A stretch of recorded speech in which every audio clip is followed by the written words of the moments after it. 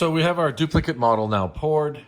The master model is waiting for either an occlusion rim if we haven't established centric occlusion, or if we have already previously, then we're remounting the master model to set up the teeth for a wax try-in, and hopefully not straight to a finish. That could be some issues. So what you need here is we're going to fit the partial. I'll use some carbides, but you can use some small stones as such. I'll zoom in a bit here. Some straight shank carbides, some small ones. I think that's an acrylic one. Stones. And then maybe I'll start to pre-polish a little bit. And all you need to polish is a green or blue rubber wheel or green or blue rubber point. That's all you need. Don't go and start to use the blacks or the light greens or the light blues. So we're going to sit with the dark blue and the dark green. Green and blue, I think is easier. So I'm not going to go here and panic and push this onto the framework, but I'm just going to create a little suction noise here. Sorry. And the first thing I'm going to do is you need to inspect where it's hitting. And I can see here, we know that the terminal third of the clasp is engaging the undercut of the 3-4 and the mesial buccal undercut of the 4-4, as well as we've got some binding of the guide plane here. So I know it's not the lingual bar, so I'm going to go in with my carbide burr here, and I'm going to remove a little bit of the guide plane and maybe some of the rust surface of my retentive arm. And if this falls below the height of contour of the reciprocal arm, make sure you've opened it up or it's above. The little rough surface underneath here from the electro polishing. Don't rush, take your time. And I'll go on the other side here on the guide plane and remove inside the clasp arm here. The clasp arm has what we would call a bounce to it. You see it's got a sharp edge at the bottom. Normally I would blunt the leading edge of the clasp so it hits the tooth and deflects. If you could think of maybe an analogy like, let's say if there's any golfers out there, we call it like the bounce of a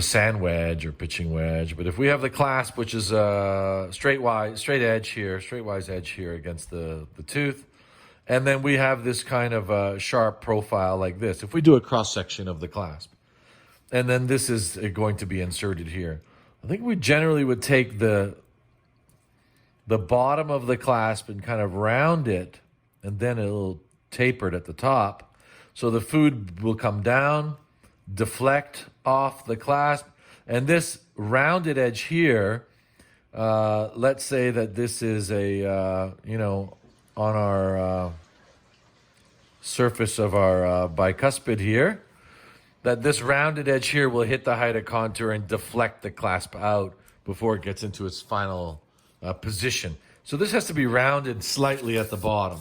I hope that was cleared a little bit up there. We just can't leave a sharp knife edge border underneath the clasp. And if there's any kind of things I've left behind here, my lingual bar finishing lines are a little sloppy. I can go and finish that off too. Define the rest here. If you notice, I'm trimming from the occlusal surface down. I'm not always trimming from the buccal inside to the fitting surface. Contour the clasp. The lingual reciprocal arm of the bicuspid is pretty much the same diameter because of the G-clasp from the guide plane to the rest. It doesn't taper. You could think of the belt of your pants, so to speak. So I've reduced some of the guide plane.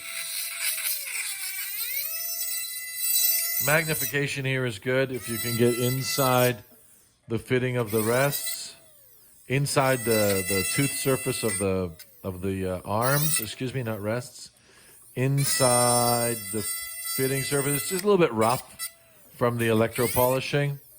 If the rest is overextended, any sharp overhangs like a margin on a crown around the rest, they need to be removed. Otherwise, they're going to chip the tooth, fooling you that it's seated. Dentist will go to the patient's mouth, will realize it doesn't fit, and we don't know if they have the skill to reduce the overhang of the rest preparations here on 3-4 and 4-4. So I go to put it on the model. I don't push, please. And I noticed I may have to use these pliers slightly. You can back off. Because the modular elasticity of the chromium cobalt is a little less than that of stainless steel, I try to really caution against over manipulation of the chrome. It doesn't have a good memory, and we don't want to go back and forth and work harden the chrome. But I just want to deactivate the clasps slightly to see if I can get this seated in place. Left side seems to go down, but I'm not going to rush on the right side. I've got some guide plane binding. Now, this is a duplicate model, so if I have destroyed my duplicate model, I'm doing all my trials or dry runs of path of insertion on the duplicate model, not compromising the integrity of my final impression. Got a little sharp edge here underneath the terminal third of that arm. Really look closely underneath the rest position if there's any bubbles, voids, and then this now will kind of re-alert you to the refractory model next time that the integrity or detail of that refractory model has to be perfect. If there's any pieces chipped, broken, sandblasted, oxide edges, overhangs of the rest, I'm reducing slightly here, opening this little corner here, very sharp. And we know from our design principles of class 1 that these terminal rests on 3-4 and 4-4 should be wide and shallow, allowing some dislodgement under function around the fulcrum line. If we have any kind of rigid box-shaped rests, this would be really, I would say, hazardous and detrimental to the abutment teeth. So as you can see, I fitted it slightly a little bit more on the left side. This should be passive fit, not binding, scraping stone. I've got it just a little bit tight on the left side. I'm going to remove some more underside of the class, just a little bit, which I'm going to go back and polish. Maybe add some bounce to the clasp or blunt that leading edge, so to speak. The other side as well. Now, this is a duplicate model, so it's not exact with that alginate. As you can see, I tore some of it. It's not exact as the final model, but it's better than us going to the master model right now. We don't want to compromise the master model. And now before polishing, you can go and recontour what you have here. Just to be on the safe side, I want to deactivate that slightly a little bit more. I'll deactivate this, and we're just going to deactivate them once. And then once we're processing and finishing, we can reactivate before on the final impression, before going out to the dental office. So as you can see here now, it fits passively. I'm going to go under microscope here and look at the integrity of the fit of my reciprocal arm and my retentive arm. Once I'm happy with the fit, and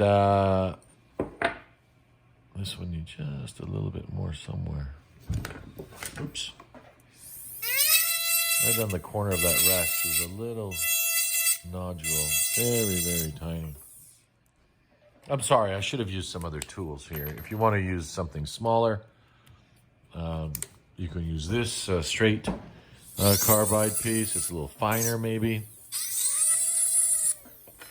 If you want to use a stone, if you don't have any of those, you can use a straight shank stone, or you can use your truing stone to shape a larger stone. And you can go in here and... So, once we have it to fit, now we have to polish. But what are we going to polish? We're going to polish the areas of the framework that will come in contact with the oral cavity. This mesh retention can be resandblasted, opaqued if we wish, in white or pink, or left just the way it is, If it's pre-polished, that's fine. Leave it the way it is. I think for this first project, it'd be very easy. And we're going to polish the clasps. Top side, outside, underside, guide plane, under of the framework, on top of the clasp, and the rest. And reshape it. Something that might help us before we get to the high speed is maybe I'll just kind of start polishing a little bit with a rubber wheel and my handpiece. I think it might be easier for the beginner to control the handpiece. And then I can take some of the scratches. Keep in mind the facets or the polish facets you create. That right now I'm polishing from the occlusion down, maintaining the reflection or refraction of light in the same direction, almost keeping that machine look. So I did the occlusal surface, I'll do the outside surface, and then I'll do the underside surface. And I'm doing with a rubber wheel first, keep in this order. I'll do the concavity of the rests. I got a small rubber wheel here, but that seems to work well with the clasps. Doesn't kind of bang the other. If I have a big wheel here, I'll just polish the other side of it off because it's so huge. Again, the other side, the occlusal surface. And this is just to give some comfort to the tongue. We don't have any sharp edges in the mouth. It is kind of biomechanically blending in with the food deflection, saliva, contact angles, especially food adhering to the, sharp contact angles of the framework. We don't want, any calculus buildup or plaque buildup. The outside of the clasp, and then the underside of the clasp. The bounce, I called it, which I think I've just coined that phrase, the bounce of the clasp. So it's not really, sharp leading edge. It has a slight, it's not important on the reciprocal side because the reciprocal side doesn't really go below the height of contour, but it's very important on the retentive arm. This one's getting a little bit small, so I'll start another one here. Be careful if it's, out of balance. You can take a little bit off here. And I'll start with the underside of the bar. You can do a little bit with your handpiece. And then for part two, I'll go over to the high speed, which I think will work a little bit better with a two-handed approach. Because this is only a one-handed approach to polishing. It can be done.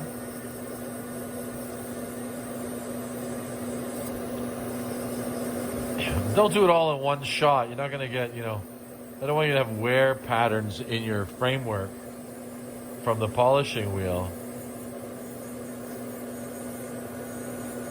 And obviously it gets a little hot, so have a bowl of water handy as well.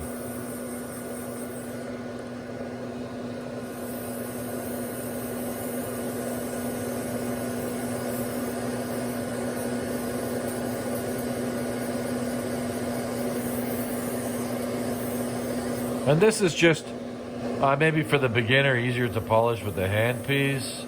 You can control the plane of your wheel better. Be careful not to knock and polish the clasp assemblies off. Sorry, I'm shaking that thing there. I'm not going to get it all here. Remember, rubber wheel first all the way.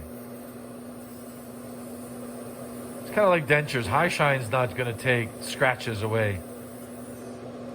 The rubber wheels will take the scratches away.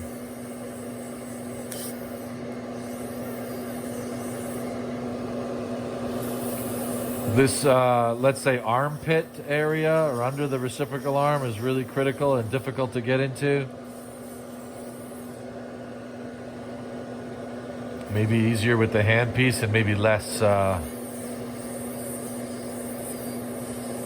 alarming like you're doing with the... I'm going to go here and reestablish my internal finishing line. Seems like I had a wax void under my bar. But I can correct that. They're not ideal, but I'll correct it. I'll show you. Okay, so I've done some basic rubber wheeling, which I'm going to do again. You can go with the rubber point. Be careful that this is balanced as well.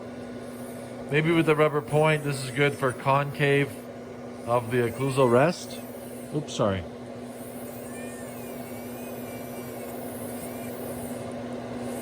Again, from the occlusal surface down.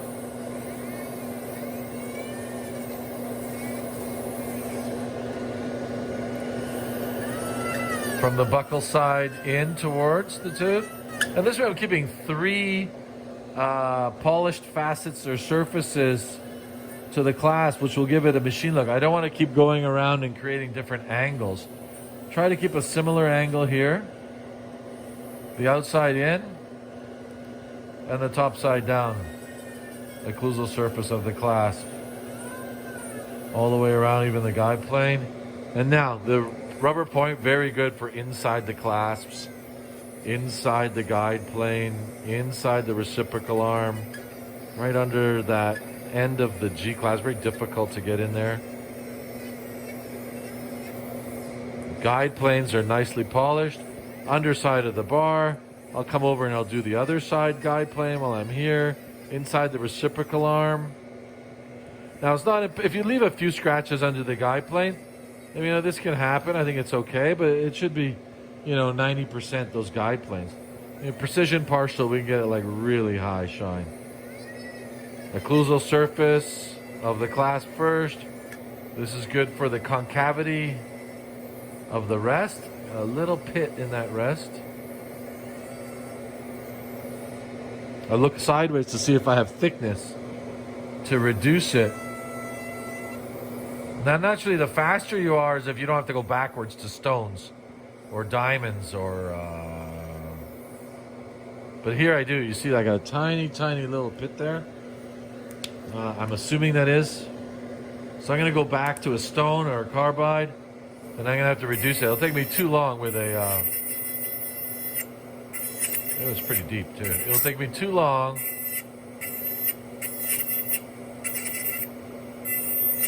Way too long with a rubber point to take that little touch of porosity or investment that got stuck in my framework, unfortunately. Then I can go back to the rubber wheel, rubber point, and then I can...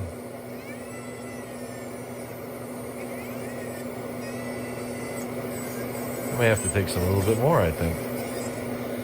And I hit the tip of the clasp here. I gotta go back and polish that again.